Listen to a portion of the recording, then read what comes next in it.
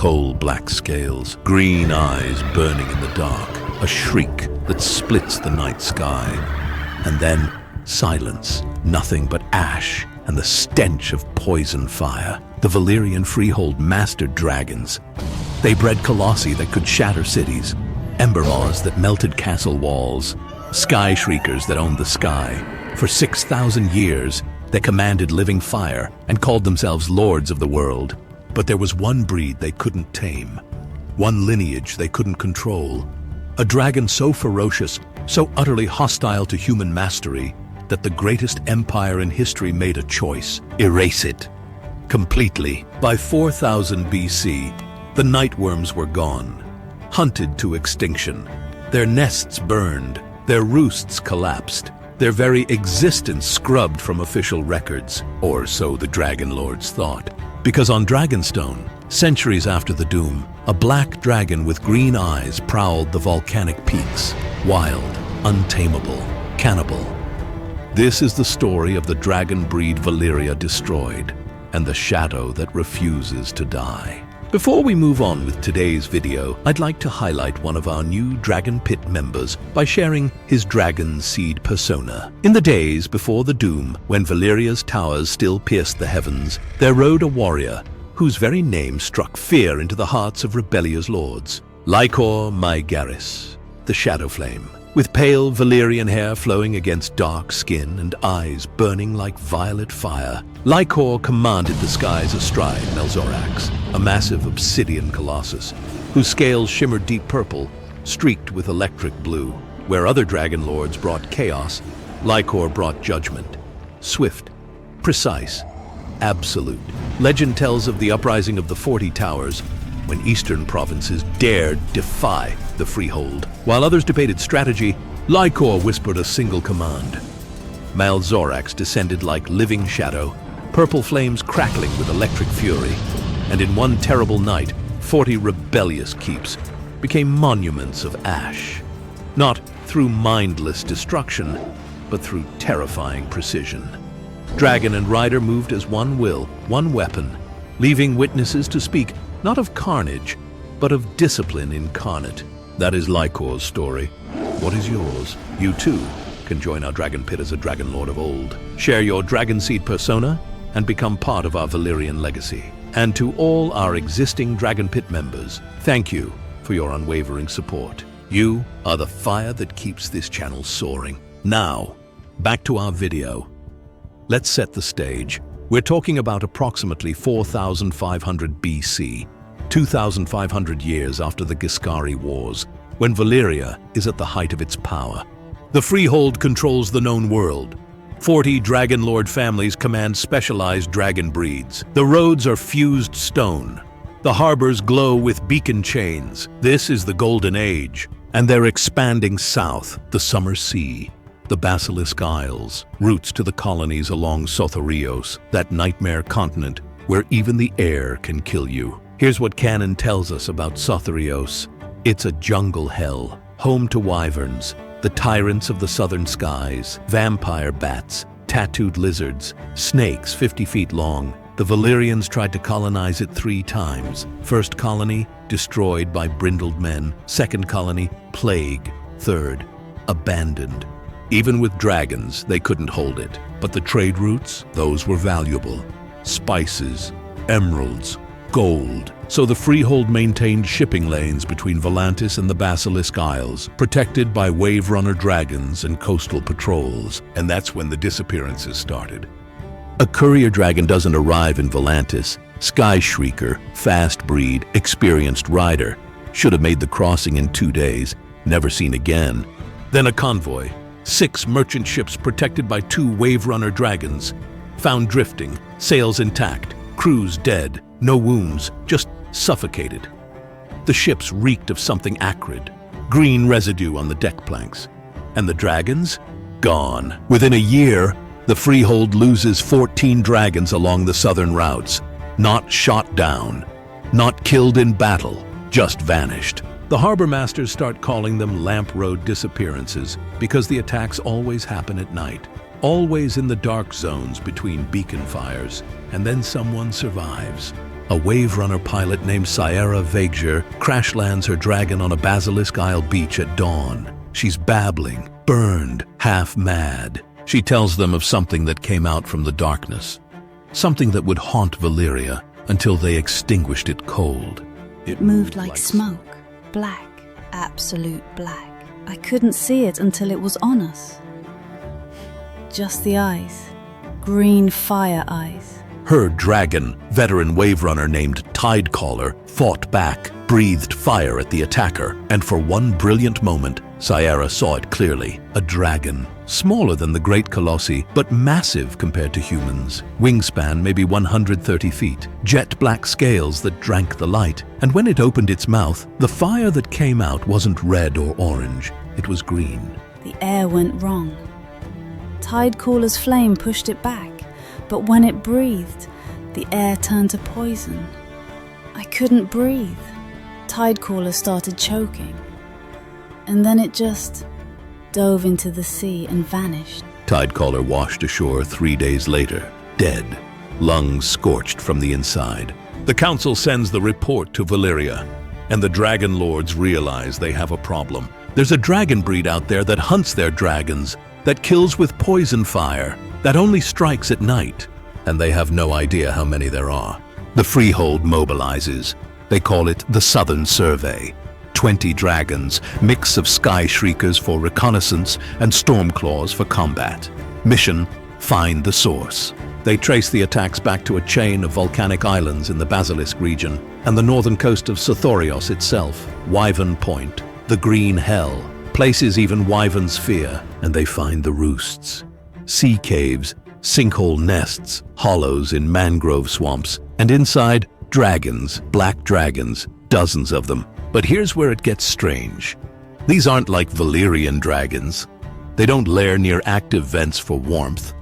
They don't bask in daylight. They hide. During the day, the Nightwyrms, this is what the Valyrians start calling them, press themselves into the darkest crevices they can find. Volcanic fissures, deep underwater caves. They're nocturnal hunters, evolved for stealth. Their scales, matte black, non-reflective, no shine to catch torchlight or moonlight. They glide more than they flap, keeping silent. And that green fire? Virid flame, the scholars name it. It's not just flame. It's toxic fume, choking, corrosive vapor that turns enclosed spaces into death traps. Perfect for ambushing ships, perfect for hunting in jungles and swamps, absolutely perfect for killing dragons that rely on territorial flame duels. Because while your dragon is breathing fire, the Nightwyrm is poisoning the air you both breathe. Now, here's where this gets tragic. The Valyrians are dragon masters. That's their entire identity. When they encounter a new dragon, their first instinct isn't extermination.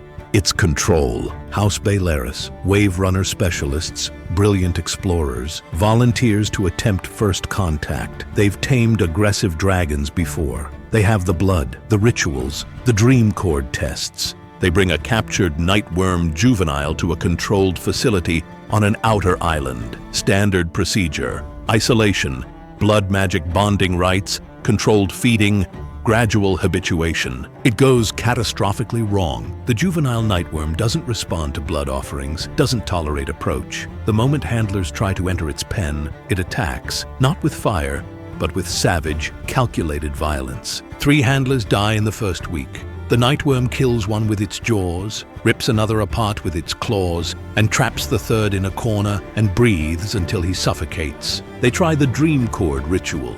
The candidate, young rider named Raylo Baelaris, reports visions, but they're wrong. No bond, no connection, just hatred. The dragon sees him as prey, as enemy, nothing more. After 2 months, they give up. The experiment is a failure. But here's the crisis. They can't just release it, because now this Nightwyrm has learned to see Valyrian handlers as threats.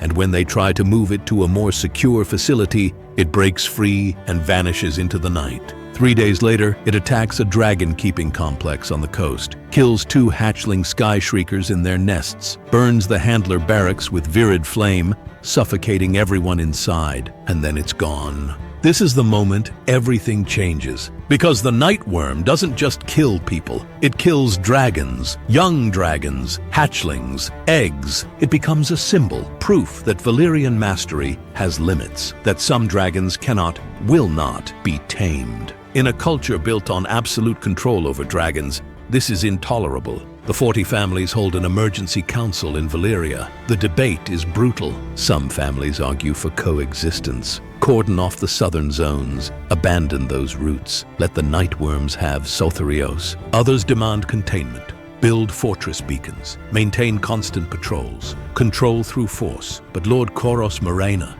master of the Colossi, a man with no patience for half measures, stands and says the thing that seals the nightworms' fate. If the night sky belongs to them, then Valyria owns nothing. We do not share dominion. We do not negotiate. We are dragon lords. We don't bow to beasts. The vote is unanimous. Extermination. What follows is systematic, methodical, ruthless. The Freehold doesn't announce a war. They announce a cleansing. Starting around 4200 BC and continuing for 2 centuries, Valyrian forces conduct the most comprehensive dragon hunting campaign in history. Phase 1. Reconnaissance. Skyshriekers map every reported nightworm sighting, every attack, every vanish point. They build a network of coastal observation posts with overlapping beacon sight lines. If a nightworm flies through a corridor, they track it. Phase 2. Nest destruction. Colossi and Embermaws descend on identified roosts. They don't try to capture. They collapse the caves, seal the sinkholes, burn the mangrove hollows with sustained dragon fire until the rock itself melts. Nightworm eggs are priority targets, destroyed on sight. Phase 3. Habitat denial. The Freehold can't occupy Sothoryos.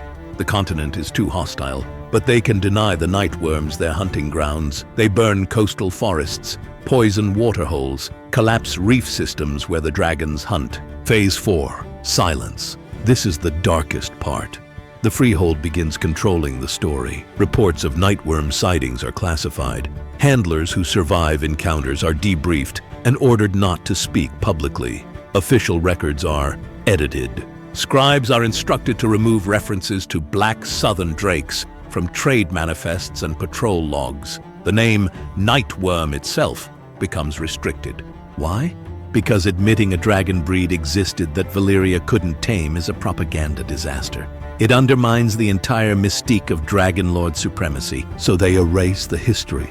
By approximately 4000 BC, the sightings stop. The Freehold declares victory. The nightworm breed is extinct. The southern roots are safe. The crisis is over. Official histories record it as the Southern Drake Suppression, a minor colonial police action. The details are vague. The scope is understated. Within a few generations, most Valyrians don't even know it happened. But here's the thing about extinction. You can never be completely sure. Fast forward 4,000 years. It's 114 BC.